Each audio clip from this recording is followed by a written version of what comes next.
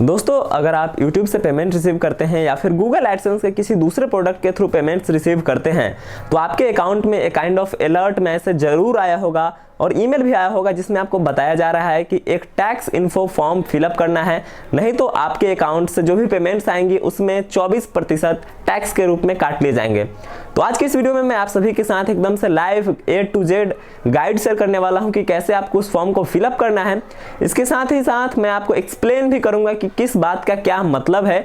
तो वीडियो को लास्ट तक देखिए ताकि आप भी अपने फॉर्म को फिलअप करने में कोई गलती ना कर पाएं। तो चलिए दोस्तों, वीडियो को स्टार्ट करते हैं। नमस्कार, आप सभी देख रहे हैं बिकम ब्लॉगर और मैं हूं सचिदानंद सिंह।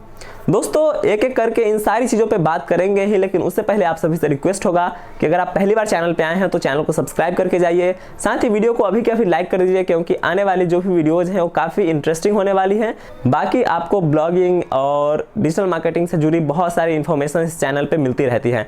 तो चलिए अब सीधे कंप्यूटर स्क्रीन पर चलते हैं बिना टाइम वेस्ट किए और जानते हैं कि कैसे आपको फॉर्म को फिलअप करना है। हमें भी YouTube टीम के तरफ से यह ईमेल आया था जिसमें बताया गया है कि आपको US टैक्सेशन के हिसाब से अपने एडसेंस अकाउंट में कुछ फॉर्म्स फिलअप करने हैं 31 मई तक। अगर आप इस फॉर्म को नहीं फिलअप करते हैं, इतनी इन्फॉर्मेशन अगर आप नहीं देते हैं तो गूगल एडसेंस जो है आपके अकाउंट से लगभग 24% तक जो है टैक्स डिडक्ट कर सकता है।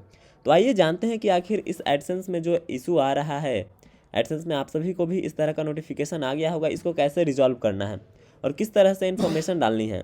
तो सबसे पहले यहाँ पे आपको एक अलर्ट करके आया होगा जिसमें आपको मैनेज टैक्स इन्फो करके आ रहा होगा। तो इसको क्लिक करते हैं। क्लिक करने के बाद आप देखेंगे कि यहाँ पे यूनाइटेड स्टेट्स टैक्स इन्फो करके आ रहा है। No tax info on the file, हमने कुछ भी फिलअप अभी तक नहीं किया है, तो उसके लिए हमको करना है ऐड टैक्स इन्फॉर्मेशन। तो अभी हम इस पर क्लिक करेंगे। उसके बाद हमें अपने ही ईमेल अकाउंट से लॉगिन कर लेना है एक बार फिर से, ताकि वेरीफाई हो जाए कि हाँ आप सही लोग हैं जो इसको ऑपरेट कर रहे हैं।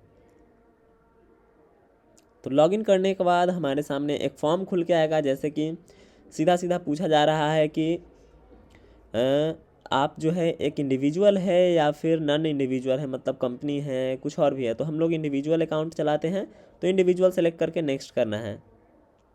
उसके बाद पूछता है कि आर यू अ सिटीजन और resident of the United states. अगर आप USA में रहते हो या फिर वहाँ के सिटीजन हैं तो आपको यस करना है। बाकी हम लोग इंडिया में रहते हैं तो नो पे काम करके नेक्स्ट करते हैं। चलिए, based on your previous selected answer W8 form is needed. अब इसमें हमें W8 फॉर्म को फिलअप करना है। अब यहाँ पे पढ़ लीजिए, this form is most commonly used by a non US individual and would be also used to claim tax treaty benefits. जो USA के नहीं हैं उनके लिए फॉर्म्स है। और दूसरा जो है, this form is most commonly used by a non US business entity और individual that earns income related to its US trade और business and files and US income tax return. तो जो लोग US से बिजनेस करते हैं और वहाँ की इनकम टैक्स को रिटर्न वगैरह फाइल करते हैं उनके लिए है, लेकिन हम लोग के लिए जो पहला फॉर्म है वो है। अब हम लोग इस फॉर्म को फिलअप करेंगे, तो स्टार्ट करते हैं। अब इसमें पूछा जा रहा है कि are doing business as name is company name different from the owner's name. अगर आपकी कंपनी का कुछ नाम रहता है तो यहाँ पे डालेंगे, बाकी अभी कुछ नहीं डालना है। कंट्रीज ऑफ सिटीजनशिप में हम लोग इंडिया सेलेक्ट करेंगे क्योंकि हम लोग इंडिया के रेसिडेंट हैं। अब टैक्स पेयर आइडेंटिफिकेशन नंबर में हम लोग को अपना TIN नंबर डालना होता है, जो कि होता है identification number, tax payer identification number. और इंडिया में जो है इसे पैन के थ्रू वेरीफाई किया जाता है, तो हम लोग को यहाँ पे पैन नंबर डालना है। तो मैं अपना पैन नंबर यहाँ पे इंटर कर देता हूँ। नेक्स्ट करने के बाद हमें अपना एड्रेस फिलअप करना है। एड्रेस फिलअप करने के बाद नेक्स्ट पे क्लिक करना है। उसके बाद हमें पूछा जा रहा है, are you claiming a reduced rate of withholding tax treaty. अब टैक्स ट्रीटी के ऑप्शन में हम लोग को यस सेलेक्ट करना है क्योंकि इंडिया और US के साथ एक ट्रीटी है टैक्स को लेके। यस सेलेक्ट करने के बाद हमें इस चेक बॉक्स को क्लिक करना है और यहाँ से हमें इंडिया सेलेक्ट कर लेना है। तो इस लिस्ट में जो भी कंट्रीज है उसके ही रेसिडेंट इसको फिलअप कर सकते हैं। तो हमने इंडिया यहाँ पे सेलेक्ट कर लिया। अब यहाँ पे आते हैं। अब स्पेशल रेट्स एंड कंडीशंस के सेक्शन में हमें सेलेक्ट करना है कि हम गूगल के कौन कौन से प्रोडक्ट्स यूज करते हैं और वहाँ पे हम कितना टैक्स देना चाहते हैं, मतलब हमारा रेट क्या होना चाहिए। तो आर्टिकल 7 एंड पैराग्राफ 1 के हिसाब से जो हमारी सर्विस सेक्टर है उसमें एडसेंस का एक डिफ़ॉल्ट चीज़ है। इसमें हम लोग को 30% जो है डिफ़ॉल्ट रेट रहता है US के लिए, लेकिन हम लोग के साथ एक ट्रीटी है तो हम लोग 0% सेलेक्ट कर सकते हैं। 0% सेलेक्ट करने के बाद हमें इस बॉक्स को भी टिक आउट कर लेना है। उसके बाद अगेन इसे भी सिलेक्ट करते हैं, फिर से वहाँ से सेम करते हैं और अगेन यहाँ पे आप देख सकते हैं अगर मोशन पिक्चर एंड टीवी के थ्रू हमारी कोई अर्निंग होती है तो उसमें 15% का जो रेट है। उसके बाद अगेन इसको भी सेलेक्ट कर लेते हैं। अदर कॉपीराइट मतलब इसमें भी अगर कुछ है तो उसको भी आप सिलेक्ट कर सकते हैं। बाकी हमारी जो मेन इनकम सोर्स है अभी वो तो सर्विस ही है। तो इन सभी चीज़ों को फिल करने के बाद अब हम लोग नेक्स्ट पे क्लिक करेंगे। अब ये प्रोसेस कर रहा है जो भी इसकी सॉफ्टवेयर्स के थ्रू है, जो प्रोसेसिंग चल रही है। अब उसके बाद हमारे पास एक डॉक्यूमेंट आ चुका है जिसका यहाँ पे सारा कुछ दिखा रहा है। तो अब इस पर अगर आप क्लिक करेंगे तो हम लोगों को एक डॉक्यूमेंट सामने दिखाई देगा। तो आपको इन चारों डॉक्यूमेंट्स को फ्यूचर रेफरेंस के लिए रख लेना है और उसके बाद आपको कंफर्म करके सिंपली नेक्स्ट बटन पे क्लिक करना है। तो हम लोग अब नेक्स्ट बटन पे क्लिक करेंगे और हमारे सामने एक सिग्नेचर काइंड ऑफ थिंग है जो कि वेरीफाई करते हैं कि हाँ हमने सही फॉर्म को फिलअप किया। तो अभी मैं अपना नाम लिखूँगा।